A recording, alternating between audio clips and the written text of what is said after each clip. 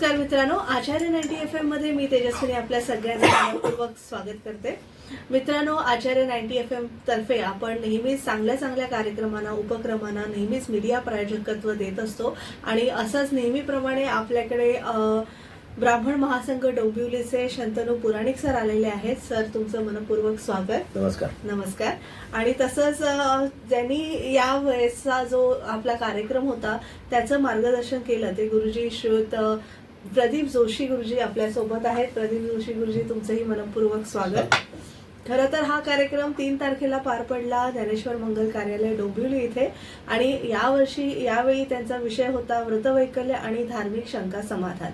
तर आपणही आज कार्यक्रम तर झालाय, पण तरी सुद्धा आपण आता जाणून घेणार आहोत कारण हा एक महत्वाचा विषय आहे. कारण आता आपल्या धकाधकीच्या धावपळीच्या कालखंडामध्ये प्रत्येकालाच व्रतवैकल्य परंपरेनुसार ज्या आपल्या रूढी परंपरा आहेत त्या सांभाळून करणं शक्य होत नाही.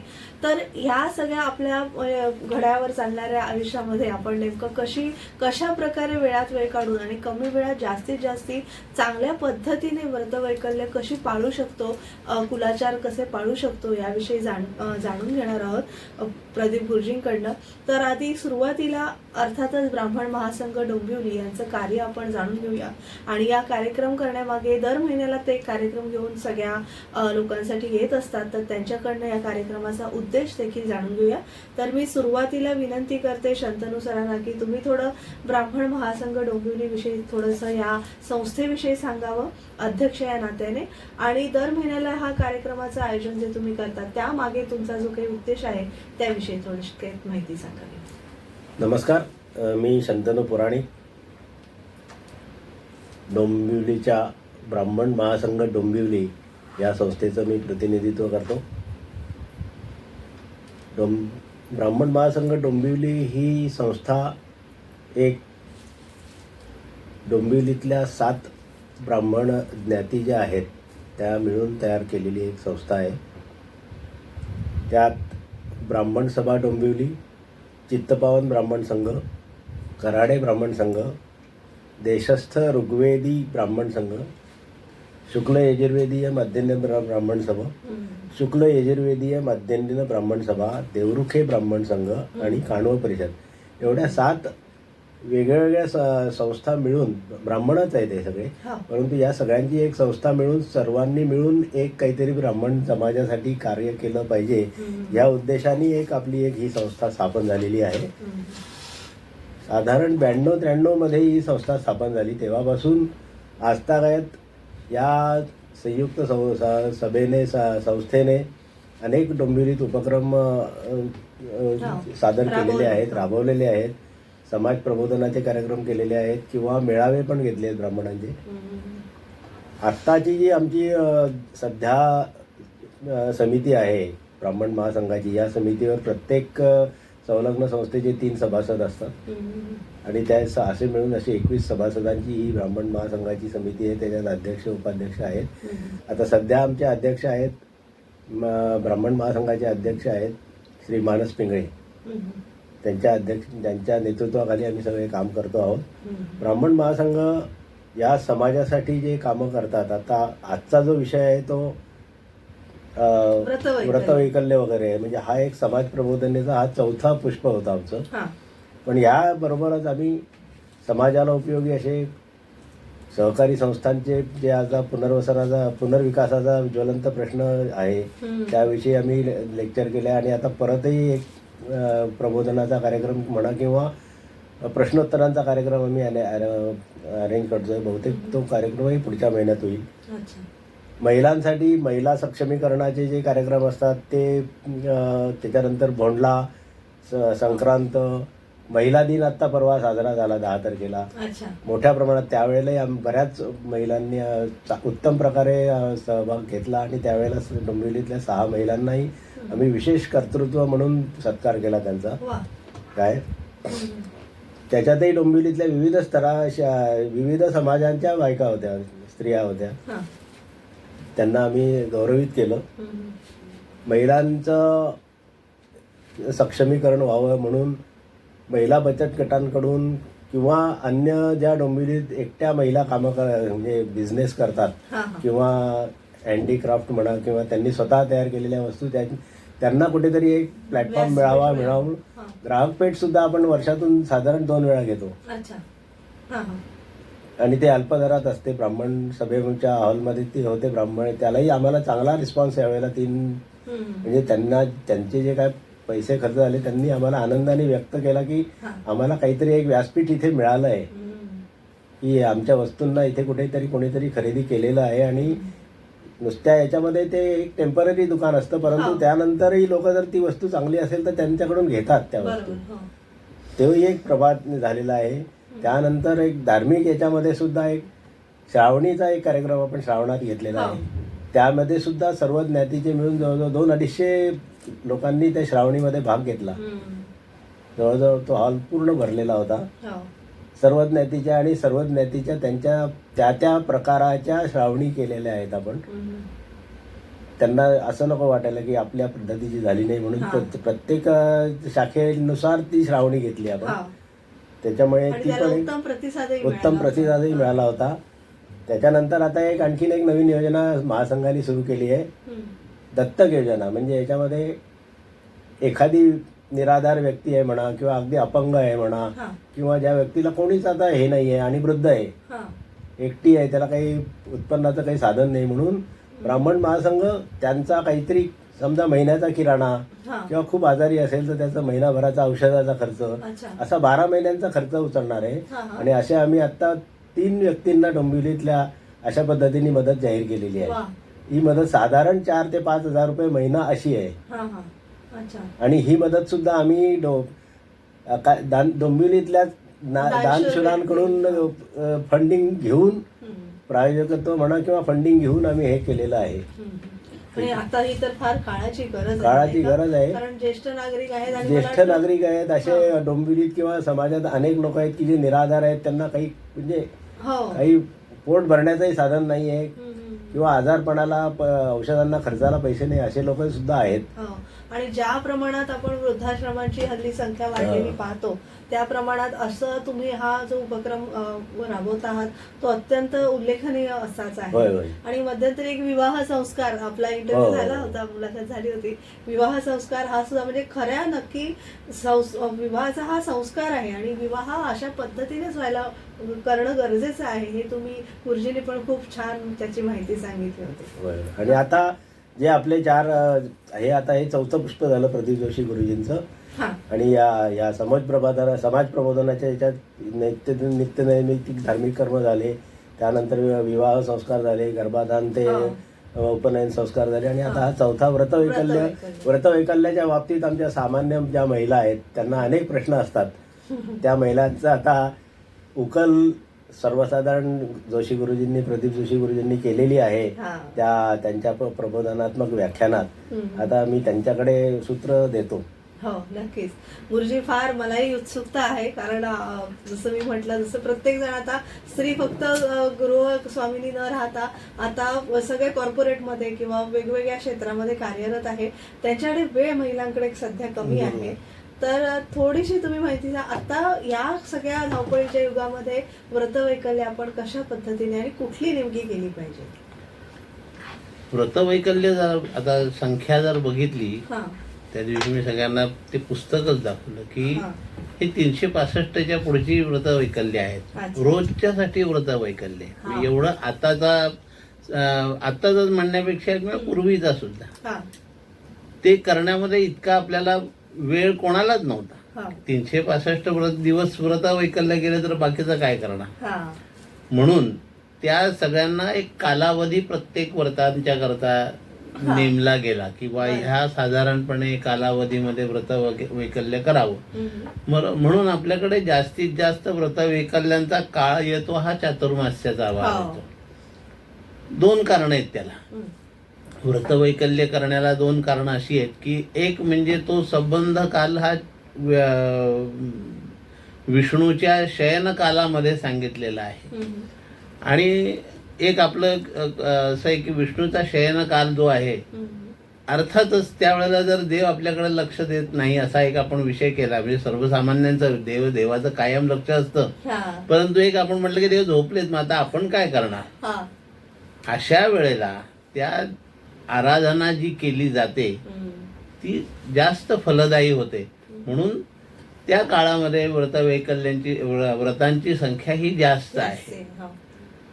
आता शास्त्राने सांगितलेली व्रत केली पाहिजेत, त्याबद्दल कुठेही दुस्वास नाही, परंतु त्याबरोबर आता एक मात्र आम्ही सगळ्यांना सांगतो, आता एक शास्त्रीय दृष्ट्या ते कसं इथून सांगणं हे योग्य आहे का नाही ते माहीत नाही, परंतु आजकाल काही व्रत आहेत ना ही प्रकाशकांतर्फे निर्माण झालेली व्रत आहेत आणि त्या व्रतांचा जास्त त्रास आम्हाला जास्त होतो की असं आहे, आज अमावस्या झालेली आहे, आम्ही व्रताचं उद्यापन कसं करायचं, मुळामध्ये त्याच्याकरता शास्त्रात काही लिहिलेलंच नाहीये, तर आम्ही तुम्हाला कसं सांगणार.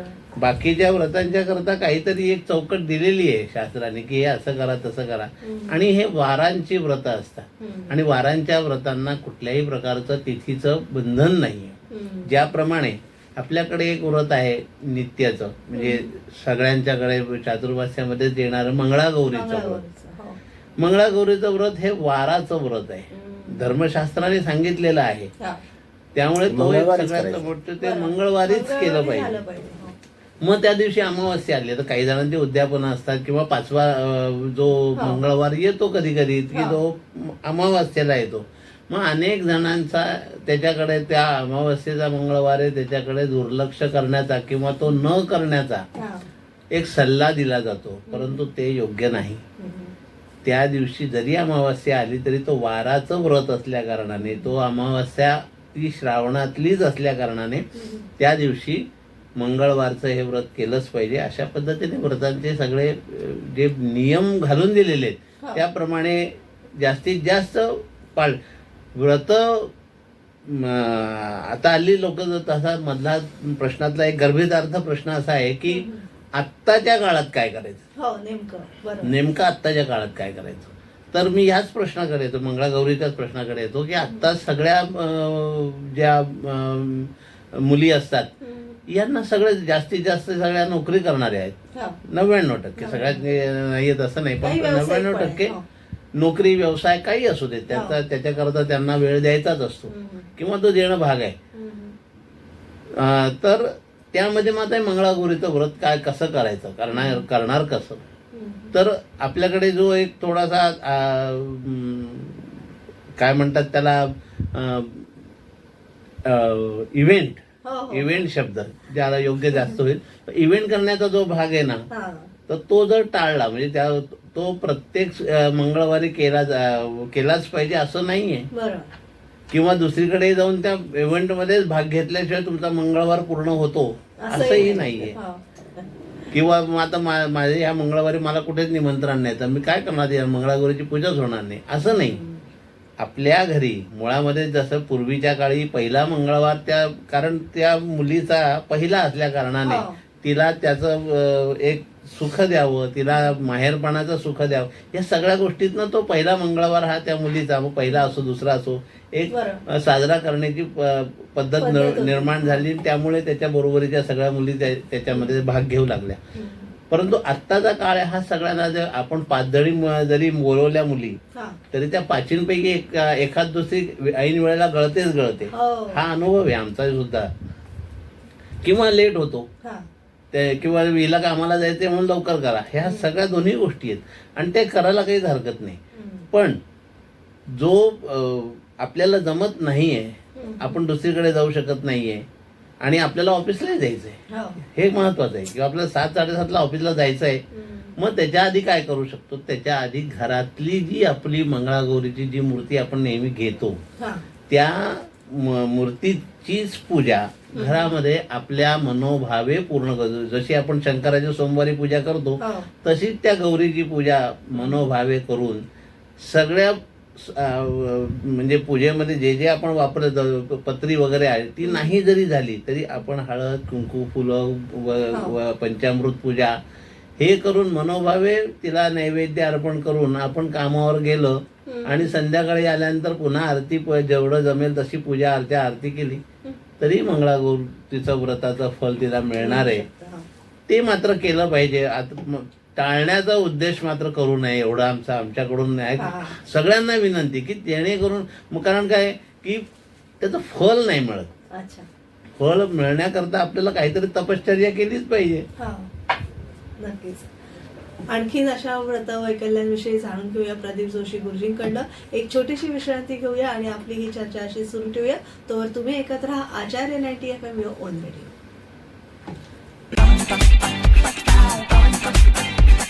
आचार्य 90 FM.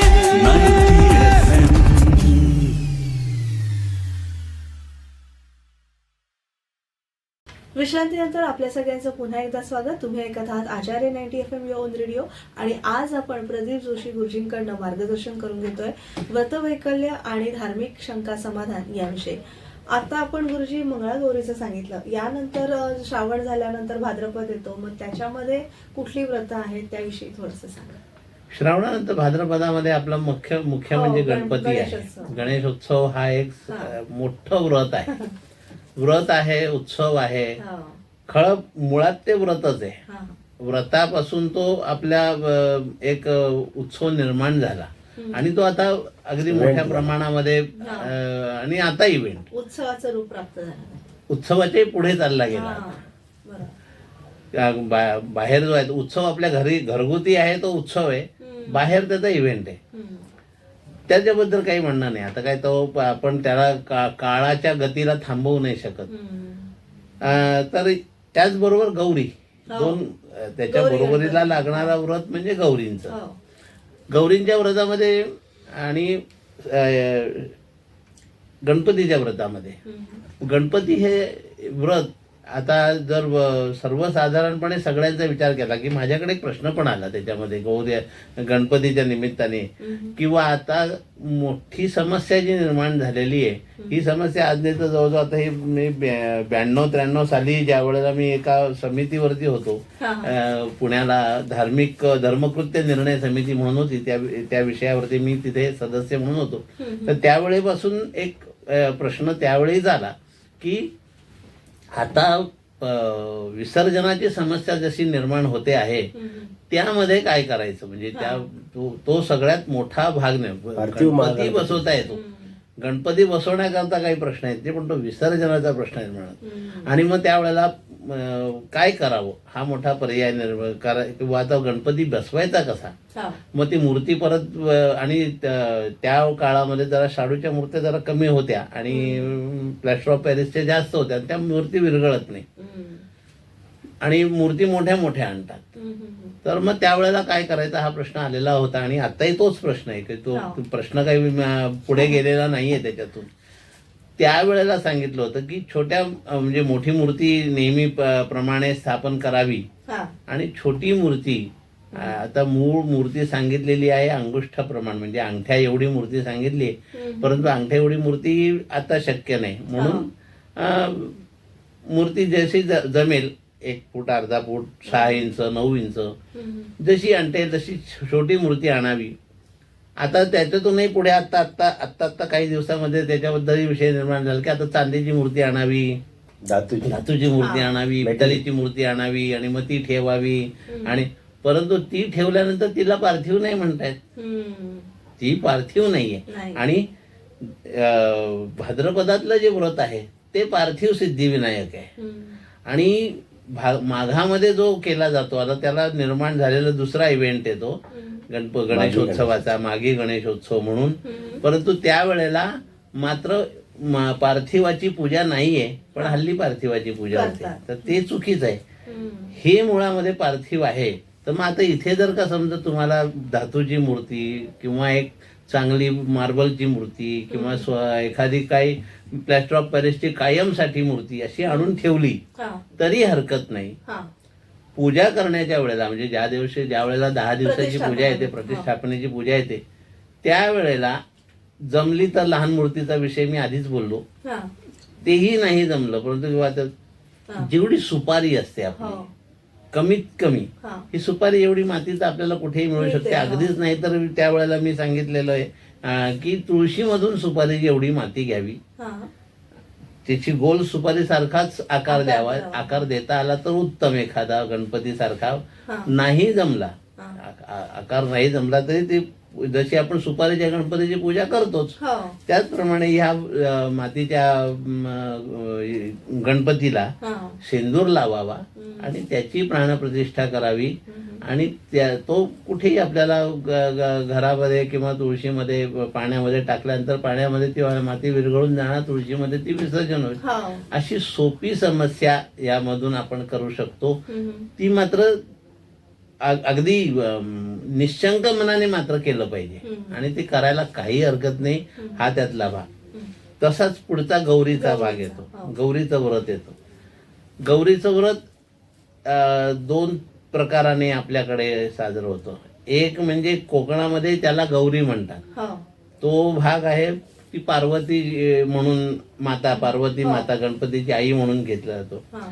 आणि तसाच प्रकाराने आपल्या साधारणपणे देशावरती महालक्ष्मी म्हणून त्याला म्हटलं जातं. त्यामध्ये 2 प्रतिमा असतात हो. आणि या कोकणामधून जी गौरी सापडली तिला एकच प्रतिमा असते. एकच आहे. हो. त्या 2 प्रतिमा महालक्ष्मी, लक्ष्मी आणि अलक्ष्मी हा.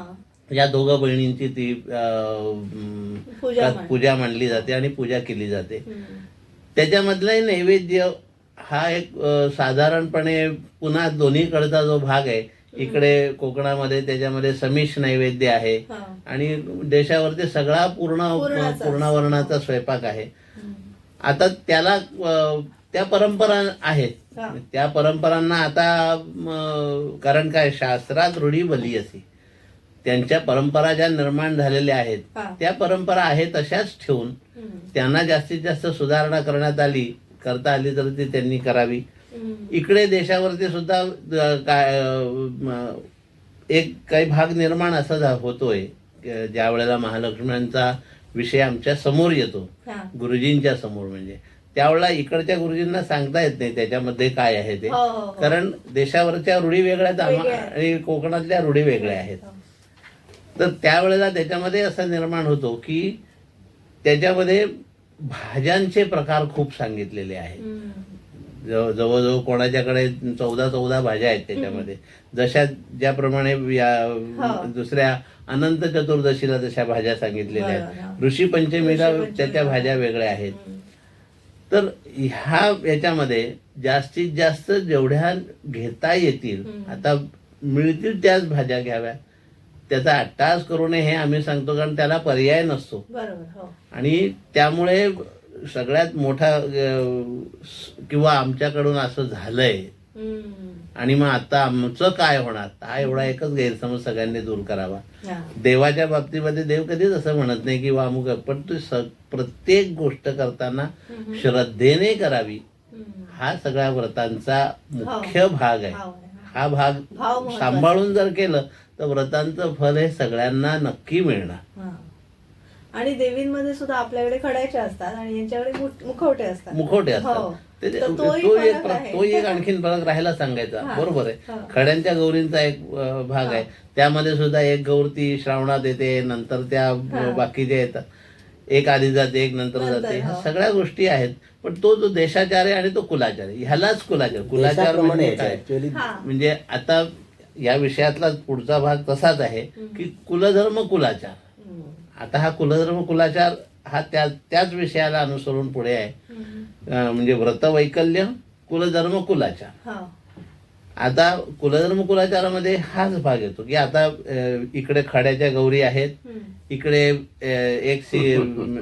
एकच गौर येते आणि इकडे 2 गौरी येतात. खड्याच्या गौरीपासून त्या तशा 2-3 गौरी वेगवेगळ्या पद्धतीने येतात. एक महालक्ष्मी असते, काय असते, अशा पद्धतीने आहेत. तर कुलाचार म्हणण्याचा उद्देश की ती घटना, आपल्याला पटकन समजणारा शब्द म्हणजे घटना, ही तुमच्या कुलाची घटना आणि तुमच्या कुलाचा धर्म, हा कुलाचार आणि कुलधर्म हा सोपा त्याचा आहे की तुम्हाला घालून दिलेले, तुमच्या पूर्वजांनी घालून दिलेले नियम. आणि जसं आपण एखाद्या आता जे प्रश्न येतात माझ्याकडे तसाच एक प्रश्न आला की आमचे कुलाचार कमी करता येतील का. हो. कुलाचार आता घटनेमध्ये बदल करता येत नाहीत, नाही. तसे आपल्या ह्या कुलाचारामध्ये कारण ते आपल्या कुलाचाराने हे आपल्याकरता आपल्याकडे या पद्धतीने कुलाचार करावा, बरोबर. या पद्धतीने आरती करावी, या पद्धतीने नैवेद्य करावा, या पद्धतीने देवाला जावं, हम्म. हे लिहून ठेवलेले सांगून ठेवलेले आणि ते परंपरेत आपल्या आले. चांगल्यासाठीच आहे. हो. ते करताना त्यांनी काहीतरी एखादं उद्दिष्ट डोळ्यासमोर ठेवलेलं आहे की ह्याप्रमाणे गेल्यानंतर आमच्या या कुलाची उद्दिष्ट पूर्ती होईल, हो. बरं. आज नाही उद्या जी आहे ती. हो. मग ती त्यामध्ये आपल्याला जर जायचं असेल, आपल्या कुलाचं उद्दिष्ट एक वेळ पूर्ण करायचं असेल तर त्याच मार्गाने जावं जायला लागणार. हवं. हम्म. आता कालमान परिस्थितीला अनुसरून हा. त्याच्यामध्ये म्हणजे त्या आचारांच्या मध्ये थोड्याशा सुधारणा करून घ्याव्यात, परंतु ते बंद करावे किंवा कमी करावे याला मात्र हो. असा विषय नसावा डोक्यामध्ये, किंवा म्हणजे आमचा विरोध असून मी सांगितलं की माझा विरोध आहे, हम्म. कोण जुमानणार आहे त्याला, नाही, बरोबर. तसं नाही तेवढ्याने. आणि तो विरोधही नसावा, हो. पण प्रत्येकाने विचार करावा की आपण केलं पाहिजे, ते आपली जबाबदारी आहे. जबाबदारी. आणि आपले पूर्वज, आपले वाडवडील हे पुढच्या पिढीचं चांगलं सुयशच आणि चिंतन आहे. हो. आज जर आपण असा विचार केला, आज मी एक पॉइंट कमी केला त्याच्यातला, हा. दुसरा पुढच्या पिढीमध्ये एक पॉइंट आणखीन कमी होईल, त्याच्यानंतर त्या आणखीन कमी होईल, करता करता ते सगळं बंद होण्याची बरं. म्हणून आग्रह हा ठेवला पाहिजे की हे आहे तसंच चालू राहील, त्यालाच परंपरा म्हणतात. खरंच आहे. नक्कीच. पुराणिक सर तुमच्याकडे वळते. विचारायचे की हा कार्यक्रम जो 3 मार्चला झाला कसा कितपत तुमच्याकडे समुदाय होता, महिलांचा जास्ती सहभाग असेल ह्याच्यात? याच्यामध्ये काही तरुण होते, परंतु 50+ असलेले वय असलेले लोक जास्त होती. हा. आणि जवळजवळ 100 ते 150 लोकांनी या कार्यक्रमाचा आस्वाद घेतला. हम्म. अच्छा. आम्हाला बऱ्यापैकी रिस्पॉन्स त्यावेळेला मिळाला, कारण ह्या प्रोग्राम्सना जनरली तरुण पिढी तर येतच नाही तसं पाहिलं तर, बरं. माहीत असूनही येत नाही बऱ्याच वेळा. हम्म. आणि सिनियर सिटीजनचा आम्हाला चांगला रिस्पॉन्स असतो त्याच्यात. आणि ते म्हणतातही की तुम्ही पुढच्या वेळेला आणखीन एक कार्यक्रम ठेवा, आम्ही येऊ. हा. नक्की. आणि समाजातून सुद्धा ज्यांनी हा प्रोग्राम अटेंड केला नाही पण त्यांना या प्रोग्रामची माहिती मिळाली, हा. त्यांच्याकडून सुद्धा चांगल्या प्रतिक्रिया येतात. हम्म. किंवा आता तुम्ही म्हणताय की हा आमचं FM वर प्रसारण होतं या व्हिडिओचं युट्यूबवर, त्यालाही 500 लोक हो. बघतायत आणि 500-700 लोकं बघतायत. 500-700 कमीत कमी बघतायत. म्हणजे आपण म्हणजे आपल्या परीने हे प्रयत्न आमच्या करतो. या कार्यक्रमाचं एक यशच आहे. यशच आहे. खरंच यश आहे. कारण खरी जी माहिती असते ती जास्तीत जास्त लोकांपर्यंत पोहोचणं होय. हेच आपलं कर्तव्य आहे. खरी माहिती आणि लोकांमधले संभ्रम दूर झाले संभ्रम पाहिजे दूर याच्यापासून. होणार. काही लोक आता गुरुजींनी म्हटलं कोणते ते हम्म. पुस्तकानुसार करणारे, काय म्हणाले तुम्ही आता एक वाक्य किंवा वापरलं, पंचांगानुसार. पंचांगानुसार नाही, ते ग्रंथाधार म्हणजे नाही ग्रंथाधार नाही, तुम्ही सुरुवातीला एक वाक्य वापरलं होतं अगदी सुरुवातीला, कुलधर्म कुलाचार. धर्म कुळाचाराच्या बाबतीत नाही, त्याच्याही आधी ग्रंथांचंच नाही, ग्रंथांचं नाही, एक हम्म. म्हणजे आता इव्हेंट झालाय आता नवरात्रामध्ये, खरं म्हणजे नवरात्रामध्ये त्या 9 दिवसाच्या 9 साड्या असं कुठेही मी जेव्हा लहान होतो तेव्हा कधीही बघितलं नव्हतं की आमच्या आईने लाल साडी घातली, आज दुसऱ्या दिवशी पिवळी घातली, तिसऱ्या दिवशी. खरंच आहे. पूर्वी बायकांकडे साड्याच नसायच्या, 2च साड्या असायच्या घरामध्ये. तोच प्रश्न निर्माण आणि आता केवळ त्या आणि बायका केवळ म्हणजे मला असं वाटतं हे मार्केटिंगचा विषय आहे की काय हेही काही कळत नाही मुळामध्ये मला. हे मार्केटिंग फंडच आहे. हो. खरंच आहे. मी नवरात्राकडेच वळणार होते. काय की असे नवरात्रासारखे काही आता ते म्हणजे काही वेळेला बायका ते पुस्तकं वाटतात हो. आणि ते पुस्तकं किमान 4 ते 5 घरात येतात त्या दिवशी, हो. त्या महिन्यामध्ये. प्रकाशन बरं. बऱ्याच 2-3 वेळेला असा अनुभव येतो की ती पुस्तकं खूप जमतात आणि घरात, आणि मग ती धार्मिक पुस्तक काय करायचं हाही एक विषय असतो. हो. टाकता कारण काय ती वाचली तर एक पोथी वाचणार मनुष्य.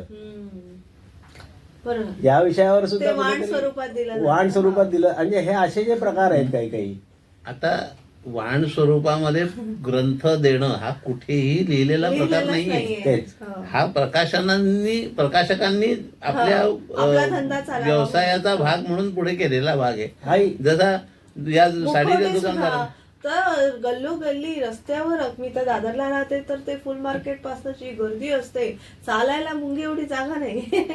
नाही मुखवट्यांचं काय, मुखवट्यांच्या बऱ्याच लोकांच्या घरात काय म्हणतात त्याला, शाडूच्या मूर्ती जे आहेत, काही लोकांकडे पितळेचे सुद्धा आहेत, हा. म्हणजे धातूचे सुद्धा आहेत, ते परमनंट आहेत त्यांच्याकडे. धातूचे आहेत. आता तुम्ही खड्यांचे म्हणता, मला वाटतं त्याचं सुद्धा विसर्जन होतं. हो सर्जन होतं. म्हणजे फक्त विसर्जन होत नाही, ते जे धातूचे मुखवटे आहेत त्यांचं, आणि किंवा काही लोकांच्या घरात शाडूचं आहे ते सुद्धा वर्षानुवर्ष राहतं. ती खराब झाली की बऱ्याच वेळा ते लोक नवीन बनवून, म्हणजे त्याला नवीन पेंट करून घेतात. असे काही लोकांचे जे संभ्रम होते ते आमच्या या कार्यक्रमातून बऱ्यापैकी दूर झाले किंवा होत आहेत. आमचे हे जे 3-4 कार्यक्रम झाले. आणि नेमकं कसं गर्भाधान म्हणजे काय, यापूर्वी त्यांनी सांगितलं की का या ज्या गोष्टी या पूर्वजांनी का लावून ठेवलेल्या आहेत, याला अजूनही त्याच्यावर म्हणजे व्हावं तसं शास्त्रीय संशोधन झालं नाही, परंतु याच्या मागे काहीतरी तथ्य आहे, ही गोष्ट खरी. नक्कीच. पुन्हा एक विश्रांती घेऊया आणि नवरात्र या सदराकडे आपण वळूया. ह्या विषयाकडे आपण गुरुजींकडनं मार्गदर्शन जाणून घेऊया. तुम्ही ऐकत राहा आचार्य 90 FM ऑन रेडिओ. छोटीशी विश्रांती घेतोय आणि आपली ही चर्चा पुन्हा सुरू ठेवतोय.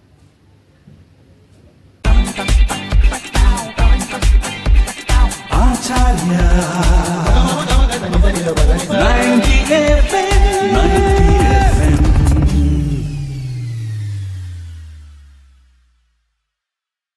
विश्रांतीनंतर तुम्हा सगळ्यांचं पुन्हा एकदा स्वागत. तुम्ही ऐकत आहात आचार्य 90 FM ऑन रेडिओ.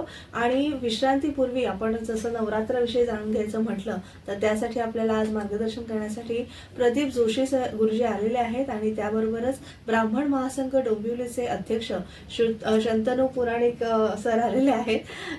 हा कार्यक्रम ऍक्च्युली झाला 3 मार्च रोजी ज्ञानेश्वर मंगल कार्यालय डोंबिवली इथे, आणि ब्राह्मण महासंघ डोंबिवली तसंच शुक्ल यजुर्वेदीय माध्यमदिन ब्राह्मण सभा या दोन्ही संस्थांच्या संयुक्त विद्यमाने या कार्यक्रमाचं आयोजन करण्यात आलं होतं.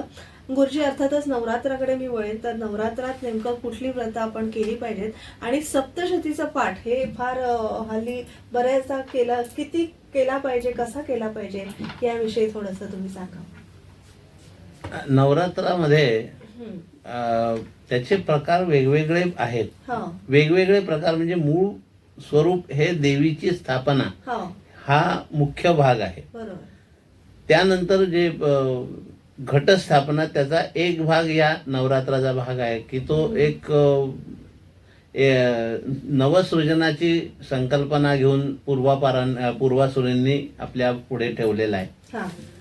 तर त्यामध्ये नवीन धान्य पेरणं, कारण त्याच वेळेला साधारणपणे धान्याची पेरणी होते, गव्हाची पेरणी ही त्यावेळेला होते.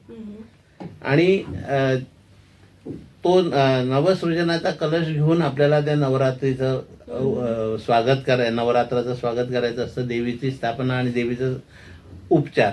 आता या प्रत्येक दिवसामध्ये बाकीचे एक लक्षात घ्या, बाकीच्या ह्याच्यामध्ये सुद्धा म्हणजे आपण येऊ शकतो किंवा मी दिवस कमी करेल गणपतीमध्ये. नवरात्रामध्ये तसं करताच येत नाही, कारण तुम्हाला नवरात्राचे म्हणजे 9 दिवस हे झालेच पाहिजे, पण त्याला नवरात्रच म्हणता येत नाही. मग असंही नाहीये. कारण काय होतं की आपल्याकडे अडचणी येतात, नवरात्रामध्ये अडचणी येतात, आणि काही नवरात्र बसवता येत नाही. नवरात्र बसवता नाही आलं तर शास्त्राने असं सांगितलंय की तुमचा जेवढा दिवस गेला असेल, पहिले 2 दिवस गेले, 3ऱ्या दिवशी तुम्ही नवरात्र बसवा. 3 दिवस गेले, 4थ्या दिवशी बसवा. 8 दिवस गेले, शेवटचा दिवस शिल्लक राहिला तरी तुम्ही तुमचा नवरात्राचं हे घटस्थापना बसवा, कारण ते व्रत आहे. घटस्थापना करा आणि लगेच विसर्जन करा, चालेल, परंतु तो तुमचा त्या दिवस, कारण ते आधीचे दिवस गेले हे तुमच्या हातात नव्हते. काहीतरी सोयसूतक काहीतरी आलं असेल, काही घरातल्या अडचणी असतील, त्यामुळे ते दिवस गेले. परंतु जेवढे दिवस तुमच्या हातात आहे तेवढे दिवस तुम्ही हे केलंच पाहिजे. हा आचार, कुळाचार. मग काय कुलधर्म म्हणजे की मग त्याच्यामध्ये नुसताच नवरात्र एकदा देवी घेतली, तिथे स्थापन केली की आपण मोकळे, असं नाहीये.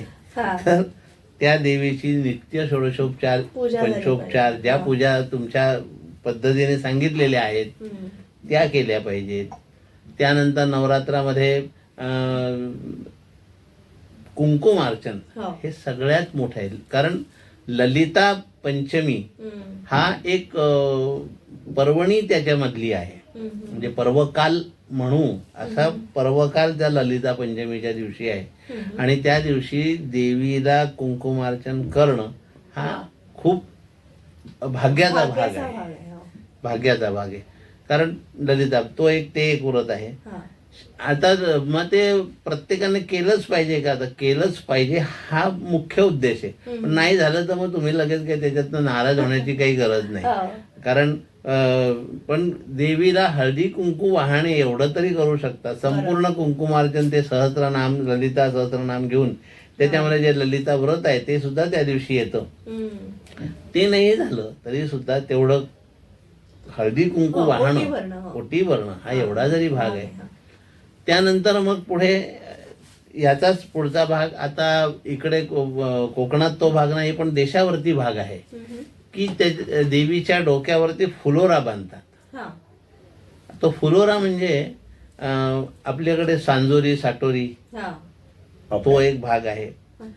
त्यानंतर काहींच्याकडे कडकण्या असा शब्द आपल्याकडे इकडे लवकर लोकांना लक्षात येतो म्हणून त्याला पापडे कडकणी त्या दोन प्रकारे आहेत. काहींच्याकडे तळून आहेत तर काहींच्याकडे भाजून आहेत. म्हणजे तव्यावरती जसा आपण खाकरा भाजला जातो तसा अगदी दाबून दाबून त्या पापड्या तयार करायच्या कडकण्या तयार करायच्या त्या देवीच्या डोक्यावर बांधायच्या. आता याच्यामध्ये सुद्धा प्रकार पुन्हा आहेत की काही जणांच्याकडे म्हणजे मापाचे प्रकार आपण प्रकार म्हणजे मापाचे कोणाकडे 1.25 शेर आहे कोणाकडे पावशेर आहे कोणाकडे असे भांड्यांचे आहेत. आता काहींच्याकडे त्यांनी 1.25 शेरावरनं पावशेरावरनं आपल्या होत नाही म्हणून आणलेत. प्रत्येक तेही चुकीचं जे मी आधीच सांगितलं की कमी करणं हा भाग चुकीचा आहे. पण जास्तीत जास्त करतायत इथपर्यंतच आम्ही काहीतरी करता आहेत. अकरणात मंद करणं श्रेया या न्यायाने काहीतरी करतायत परंतु त्यातून आता कमी करण्याचा त्यांनी विचार करू नये.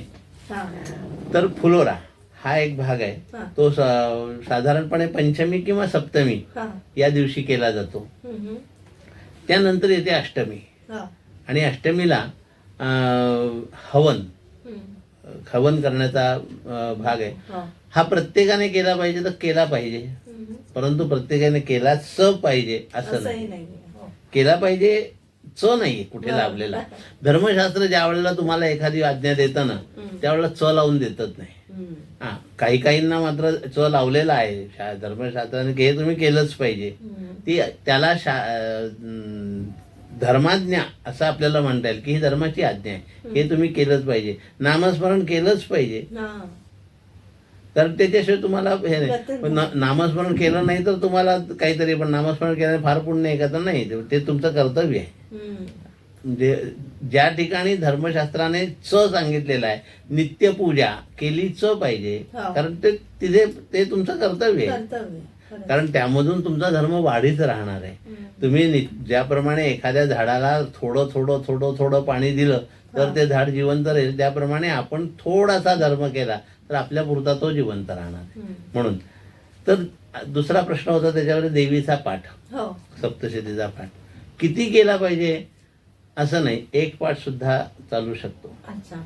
एक पाठ आहे 3 पाठ आहे त्यानंतर 9 पाठ आहे 10 पाठांची नवचंडी पूर्ण होते 100 पाठांची शतचंडी होते 1000 पाठांची सहस्त्रचंडी होते आणि 10,000 पाठांची अयुधचंडी आणि लक्षचंडी. इथपर्यंत आपलं जाणं शक्य नाही. बाकीच्या म्हणजे घरगुती जाणं शक्य नाहीये. कारण आता शतचंडी पर्यंत साधारणपणे लोक घरगुती करू शकतात. घरामध्ये आपल्याला शतचंडी पर्यंतचे पाठ आहेत ते घरामध्ये करून त्याचं हवन करू शकतो. पण तू पुढे त्याच्या पुढे सहस्त्रचंडी करायची म्हटलं की त्याला घराचं अंगणच पाहिजे. त्यामुळे किती करायचे ह्याला भाग नाही. तर आपण कमीत कमी मात्र आणि काही ठिकाणी सगळीकडे हवन हे केलंच पाहिजे असंही नाहीये. पाठही नुसते केले जातात. त्याच्यामध्ये प्रकार आहेत. परत पाठामध्येही प्रकार आहेत. संपुट म्हणजे आपल्याला एखादी गोष्ट पाहिजे आहे म्हणजे ती गोष्ट पुन्हा पुन्हा देवाला सांगणे की आता सर्वसाधारणपणे सर्व मंगल मांगल्ये शिवे सर्वार्थ साधिके शरण्ये त्र्यंबके गौरी नारायणी नमोस्तुते हा देवीची प्रार्थना आहे. आपण असं म्हणू की ही श्लोक आहे, प्रार्थना आहे. ह्या पुन्हा पुन्हा पुन्हा पुन्हा म्हणायचंय. आपल्या घरात आपली काही कामना आहे आपल्याला म्हणजे सप्तशती हा एक अमृत कुंभ आहे किंवा त्याला आपण काय म्हणूया कल्पवृक्ष. कल्पवृक्ष आहे की त्यामधून तुम्हाला जे पाहिजे ते मिळू शकतं. पाहिजे त्या अगदी शत्रूला संहार करायचा ते सुद्धा तुम्हाला त्याच्यामध्ये मंत्र दिलेला आहे. आणि त्या मंत्र संपुट किंवा पल्लवचा अर्थ आहे एका मंत्रामागून तो मंत्र पुन्हा म्हणणे. संपुट म्हणजे एका मंत्राला म्हणजे आपण म्हणूया सर्व मंगल मांगल्य हा आपण मंत्र नेहमी म्हणतो. तर एकदा सर्व मंगल मांगल्ये शिवे सर्वार्थ साधिके शरण्ये त्र्यंबके गौरी नारायणी नमोस्तुते. त्यानंतर मार्कंडेय उवाच हे सप्तशतीचं पहिलं श्लोक आहे. आणि त्यानंतर पुन्हा हा सर्व मंगल मांगल्य श्लोक, पुन्हा सर्व मंगल मांगल्य श्लोक आणि पुन्हा सप्तशतीचा दुसरा मंत्र. असं करून जे म्हटलं जातं त्याला संपुट म्हणतात. आणि एका मंत्राच्या पाठीमागे हा मुख्य मंत्र म्हणणे याला पल्लव म्हणतात. अर्थातच एकाच्या पेक्षा जास्त शक्ती संपुटात आहे. म्हणजे पल्लवाच्या पेक्षा जास्त शक्ती, कारण दोनदा पुन्हा सांगणार तुम्ही. तर हा अशा पद्धतीने पाठाचा भाग होतो.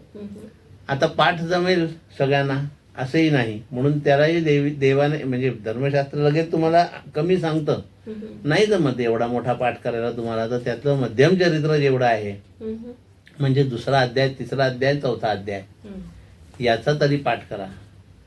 तोही नाही जमला तर किमान पक्षी त्याच्यामध्ये पाठीमागे एक कुंजिका स्तोत्र दिलेलं आहे त्याचा तरी पाठ करा. पण काहीतरी पाठ हा तुमच्या नवरात्राच्या सेवेमध्ये झाला पाहिजे, हे त्याचं मुख्य गमक आहे. नक्कीच. खूप खूप छान माहिती तुम्ही सांगताय. आणि खरं तर व्रतही बरीच आहेत आणि त्या अनुषंगाने येणारे कुळाचार कुलधर्म हे सुद्धा बरेच आहेत. मला वाटतं ह्याचे 2 भाग व्हायला हवेत का ह्याच्यात व्रतांचा म्हणजे आता हे आपण फक्त 2च व्रत बघितले, पण सर्वसाधारणपणे लोकांच्या मध्ये येणारं आणखीन एक आणि प्रचलित असलेलं व्रत 16 सोमवार.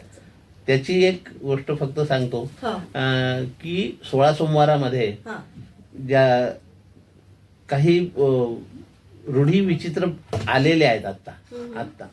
म्हणजे कसं की त्या दिवशी काहीही न खाणं, काहीही न खाणं आणि काही पाणी प्यायचं नाही, काही प्यायचं नाही असं आहे. म्हणजे उपवासाला सांगितलेलं आहे, नाही असं नाही, परंतु ते कुठपर्यंत आहे हाचाच भाग आहे.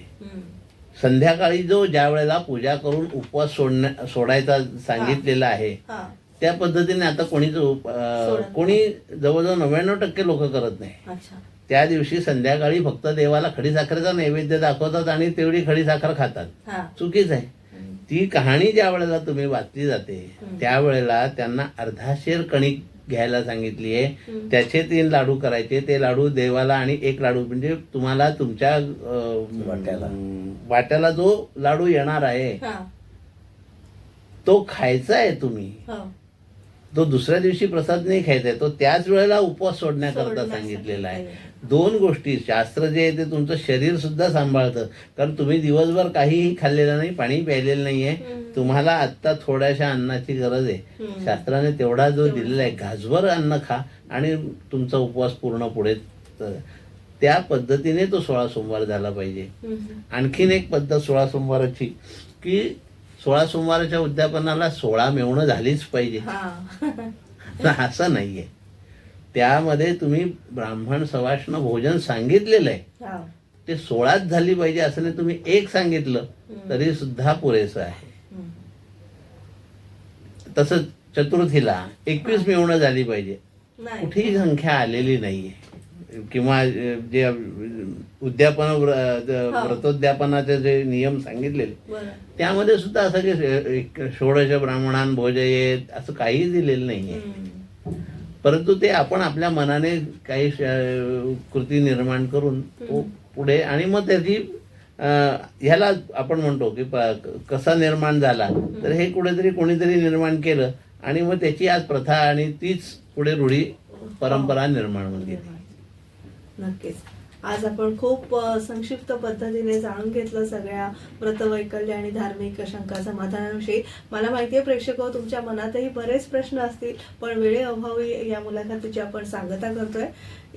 ब्राह्मण महासंघ डोंबिवली आणि शुक्ल यजुर्वेदीय माध्यमदिन ब्राह्मण सभा यांच्या संयुक्त विद्यमाने व्रतवैकल्य आणि धार्मिक शंका समाधान हा विषय होता या महिन्याच्या कार्यक्रमाचा, जो 3 मार्चला संपन्न झाला ज्ञानेश्वर मंगल कार्यालय डोंबिवली इथे. आणि आणखीन एप्रिलमध्ये देखील असाच एक छानसा कार्यक्रम मे मध्ये होणार आहे. बरं, मे मध्ये देखील आता कार्यक्रमाचं आयोजन चालू आहे ब्राह्मण महासंघ डोंबिवली तर्फे. तेव्हा असाच एक नवीन विषय आणि नवीन पाहुणे घेऊन आपण पुन्हा तुमच्या भेटीला येणार आहोत. आज प्रदीप जोशी गुरुजी, आज तुम्ही आमच्या आचार्य 90 FM स्टुडिओमध्ये आलात आणि शंतनू पुराणिक सर तुम्ही देखील सहभागी झालात या चर्चासत्रामध्ये. त्याबद्दल तुमचं या ठिकाणी मनपूर्वक आभार. एकच गोष्ट मी सांगू इच्छितो हा.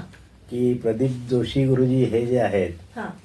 हे शुक्ल यजुर्वेदीय माध्यमदिन ब्राह्मण सभेशी जवळजवळ आज 40 वर्ष झाले निगडीत आहे. आणि आजच्या तिथीला ते शुक्ल यजुर्वेदीय माध्यमदिन ब्राह्मण सभेचे अध्यक्ष आहेत. वा, अच्छा.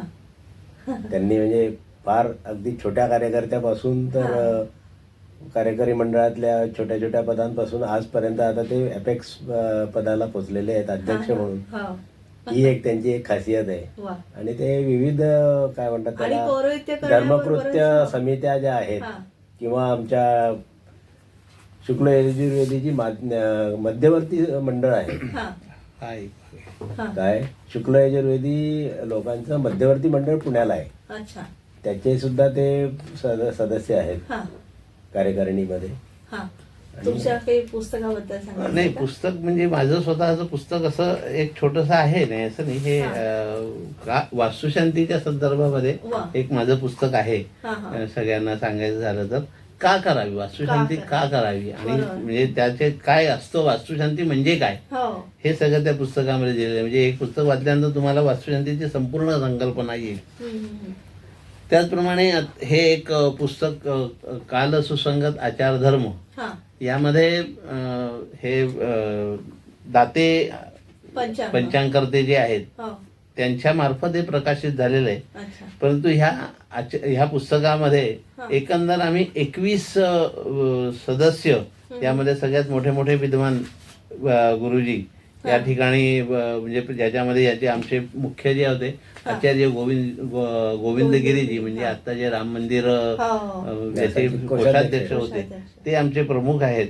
आणि शंकर अभ्यंकर, विवेक शास्त्री गोडबोले, असे सगळे मोठे मोठे विद्वान यामध्ये या जणांच्या 21 जणांची ही समिती होती. आणि 3 वर्ष या विषयावरती निरनिराळ्या ठिकाणी सभा आणि निरनिराळ्या ठिकाणी परिसंवाद घेऊन एकमेकांची व्रत हे करून आजच्या घडीला सुसंगत असं ते काही रूढी परंपरा कमी जास्ती करून तर त्यांच्या सगळ्यांची उत्तर यामध्ये आम्ही काढून दिलेली आहे. वा. तर नक्कीच आमचे प्रेक्षक जे ऐकत आहेत, बघत आहेत, तर त्यांनी या दोन्ही पुस्तकांचा अवश्य लाभ घ्यावा ही सगळ्यांना आपण या माध्यमातून विनंती करूया. आणि पुढच्या कार्यक्रमाला ब्राह्मण महासंघ डोंबिवलीच्या कार्यक्रमाला उपस्थिती दर्शवूया आणि कार्यक्रमाला चांगला उत्तम असा प्रतिसाद देऊया. पुन्हा एकदा तुमचा सगळ्यांचा निरोप घेते आणि एका नवीन विषयासह आणि नवीन पाहुण्यांसह आपण पुन्हा भेटूया. तोवर तुम्ही ऐकत राहा आचार्य 90 FM ऑन रेडिओ. धन्यवाद. नमस्कार.